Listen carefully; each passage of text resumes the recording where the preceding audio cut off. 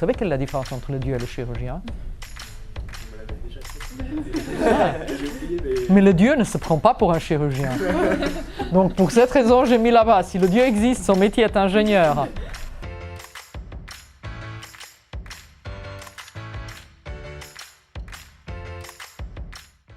Aujourd'hui, c'est la Sfitz avec les ateliers biomédicaux. Alors, je m'appelle Jelena Gojevec, je suis directrice d'un centre de formation chirurgicale qui s'appelle la Swiss Foundation for Innovation and Training in Surgery et qui se trouve à Genève, en Suisse.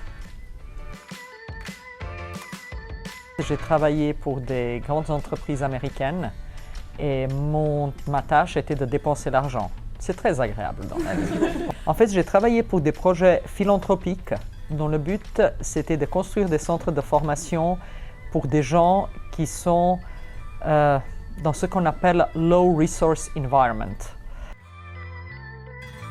J'ai envoyé mon CV, je ne savais même pas où étaient les HUG. Mon mari m'a dit « Mais tu te souviens quand tu t'es cassé la gueule en ski? Eh bien, c'est là où je t'ai amené aux urgences. » Eh bien, c'était ça, les hôpitaux universitaires de Genève. Donc, j'ai postulé, je suis venu, je suis tombé du ciel, j'étais prise.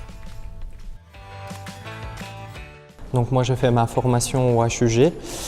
Donc avant on avait un tout petit centre où on pouvait s'entraîner pour la chirurgie ouverte et justement avec le Sfitz, ce qu'on a eu c'est l'accès à une plateforme qui est assez grande, innovante et puis avec du matériel de pointe. On peut donner des cours à un public assez large et puis voilà, surtout faire des travaux pratiques qui permettent en fait pour nous d'avoir des bonnes pratiques chirurgicales.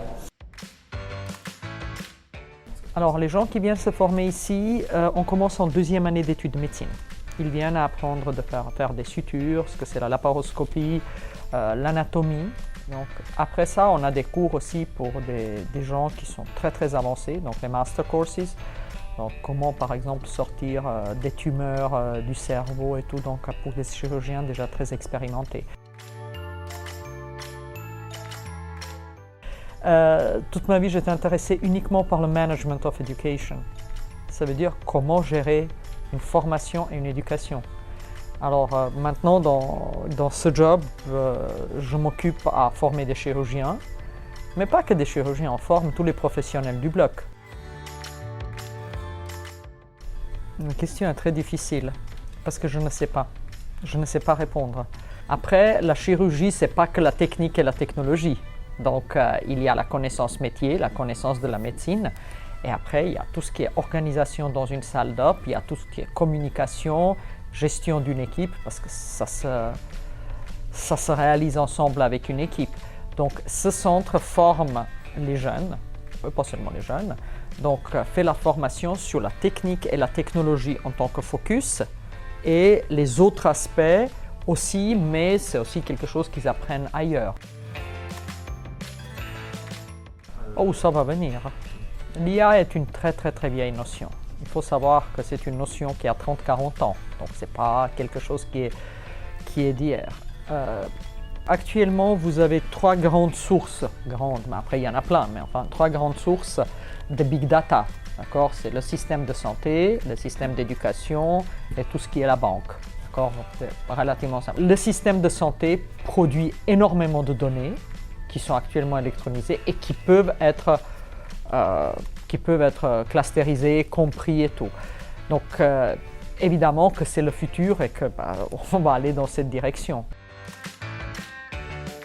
Utilisez votre cerveau tout le temps et si possible votre rationnel, structurez les choses.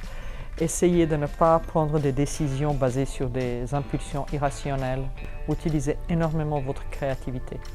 C'est très important. Un ingénieur doit être capable d'être créatif, mais doit être capable de structurer les choses. N'oubliez pas, un ingénieur, c'est une personne qui arrive pour 2 francs à faire ce que n'importe qui peut faire pour 4. Comment vous stimulez l'innovation?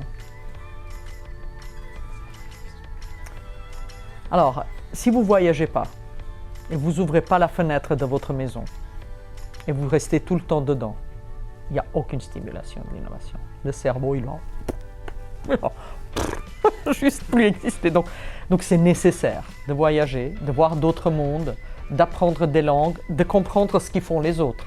C'est uniquement comme ça que vous allez avoir d'autres idées.